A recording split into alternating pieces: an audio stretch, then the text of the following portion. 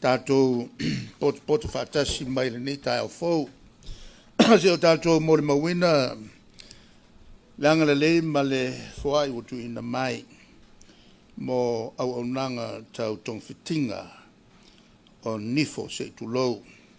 mai le Universite o Tako. O le nei au au nanga, ua teletaimi o whamanu e ina pēr,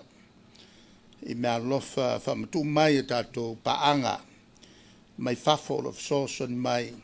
I la tina e o soifua maloloina o tātou tangata.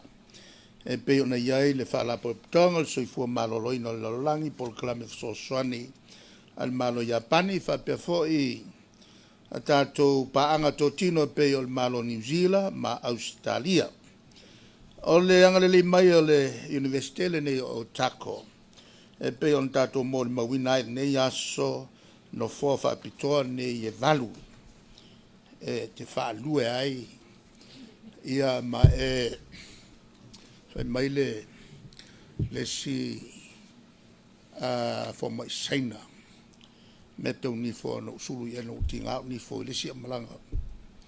whai mai whaamanga tele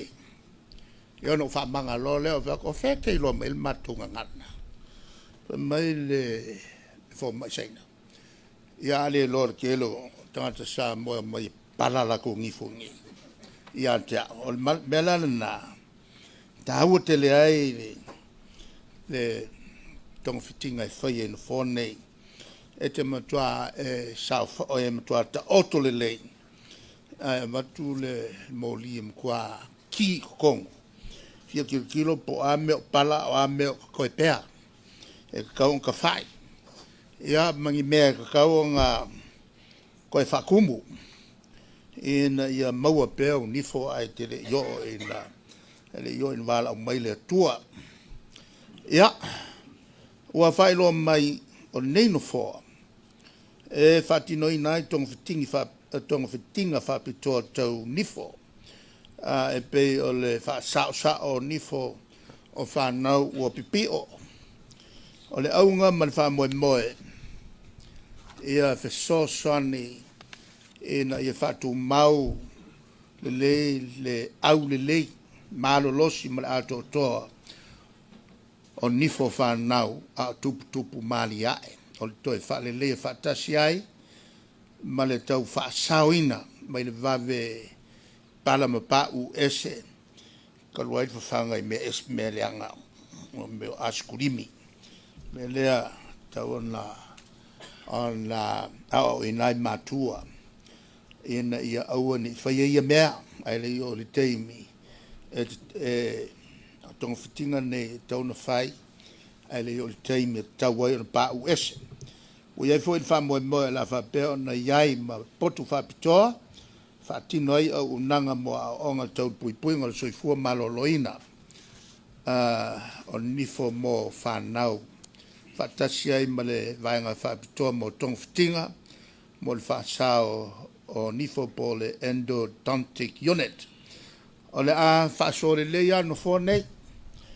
le ngata I le whalemai I pia nei ma tō tua ai whapea fo I ma whalemai ma whaitu mano I savai ma polu o lona winga o le waru upu o fonei tangata I savai matua e asiasi ia datu whalemai Nifo.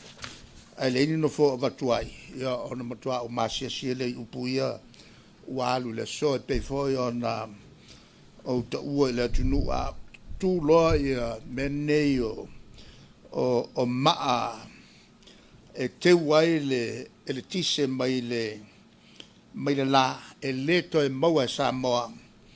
ia se tūlanga ia lolu pepe ai mori toru vai aso a makan koe pepe mori ia o meani lea e mai le launga ia mo o pawa mea o te whaia o le whalemeli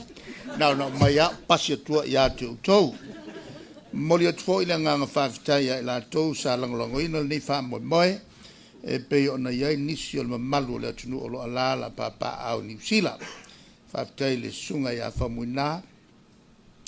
so poanga fa pe fo e le fionga ya tofi la unina kirifi a lai ia ma te matai Francis Brebner o levanga o le koe va ai a lewa ngi moako ngi sila o koe fo mai o mau lunga le tulanga i le matalia ia tina e fa penei mo le leo soifua malo loina o si o tātou atunu fa moina fo i le nganga whaafitai i le whalapo tonga o tangata nu o Samoa i New Zealand maise le Lupe Incorporated Society ma le lato fo i so sani fa mautinoa o mai sa monei le mea lofa taua ua tau awina e lo tulanga o te liainai ma le loto whaafitai ma le nganga whangaitia so sani tu ina mai e o tātou tangata o lo au mau New Zealand so sani ai le atina e si o tātou atunuu tātou toi whelua i fo i whapene tau sanga fo i tau whai malanga mai ma nisi fo i mea whapopo mai ia e le umalawa le nganga whaafitai whai o tuai se opo e le Paul Kalami of so sani mol pui pui ngonifo i le ngana tu sao ana wenga e le se mea la kau whaalua e fo ngofoa au el whao ngai ngofoa pe a whai tātou te whaalongo le lei ele polisirio o le whalmai ma le lato Paul Kalame o le whaasaoina o tātou nifo o le mele tupu nei e o loa e mata upu tau whalmai e tau antu sa upu le kaunko e whao ngamo meo ngana fo ile le whakere upu whaafenu mia ia whare upolu ma le mana malama tangata o le tau o le leta o le nifo e tau le o loa ala la e luaku i whaanongolongo mai ale 80-year-old o ka uaku o loa whaasauto o loa pia o ai o mela tala no mai ai o le mkua whaasanga aini o loa SES i le mana malama i le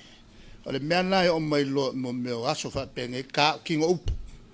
ai tuu mo meo ngana fo i whaka milo whakele upu fo ringa kele upu o kula whale ia ai hakiri le mana mai le tunu i mea ia tau mawhai ia le soifua malolo ina whai lena o te whamtala toi mele savala wina au te alu o te alu atu whaisa upu le si maftanga i le tulanga o suia ingo le tau saula mai lunga lakalaka i pole matu ia le atunu lea ia no wanwai lea lua tau sanga taruai ea au loko o le polo kalame lai fai o le polo kalame o mea ai e te tau an ai e te meiti fo ia o i la onga ia awai ne i whale tonu la tau nifo ia ngo whanongo longo alea ona ula ngona ile le nganga whaafitai ua warunga mau i lunga i whaila ua lole ia polo kalame lea e whai sa mo nei o le mol meo le whaapalangi al whaasamoa ai le nonua Eat the Rainbow ia ai anga i lunga i koso maile nonua e ai a le lai anga i whanau ai le o whaamatala tala leina mai le mafuanga ngal pawal meo ki kiloko o mango o a ai e leo tau maia po lea le so tanga o mea nei ma langol ngongua langol nonua le tau mai ai ese mea ai o mo meo fruits e tau na ai ese mea e maua le tino mai le il fuala au eina sama ese le mea maua mai il fuala au mumu ese le mea ai il maua le tino mai le fuala au e lanu mea mata e leo whaamakala mea nga a mea ia tauna wawa iai ia utou fo mai e iai le mafuanga o le polo kalame lea ela o na whapea mai ai le nonua e leo le ngongua e ai a mo meo o ikua e ngā fruits ese langu au e ki kau ku o mango ngei mango kai au whai kai e langu samsama uma lono ese ia lanu o mea aine o mo meo o fuala au aina fuala au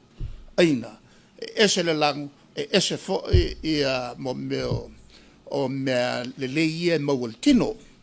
ia al tulanga pe foi la le mango o le siko nga mango e ke fiu fa kari le fua ai o nga fien ko au loi e ala le fua so se la au o nga la me la misi la me la misi ele o maua le o mea le mineral le o mea